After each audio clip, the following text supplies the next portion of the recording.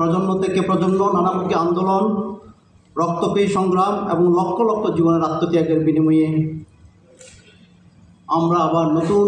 স্বাধীন বাংলাদেশ পেয়েছি। এই যাত্রায়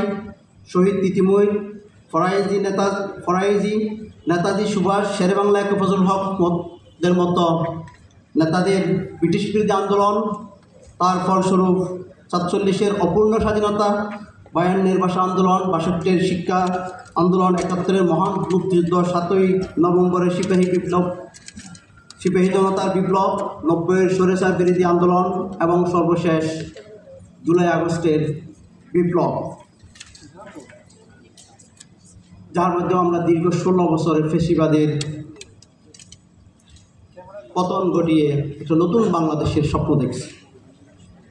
এই আন্দোলনের মূল উপযোগ্য বিষয় ছিল বৈষম্যহীন এবং শোষণহীন একটি কল্যাণকর রাষ্ট্র গঠন, যেখানে জাতি, ধর্ম, বর্ণ, লিঙ্গ নির্বিশেষে মানুষ হিসেবে মানুষের আত্মপরিচয়, আত্মসামাজিক মর্যাদা ও বাক স্বাধীনতার অধিকার, অংশগ্রহণ ও জবাবদিহিমূলক নেতৃত্বে নিশ্চিত করে।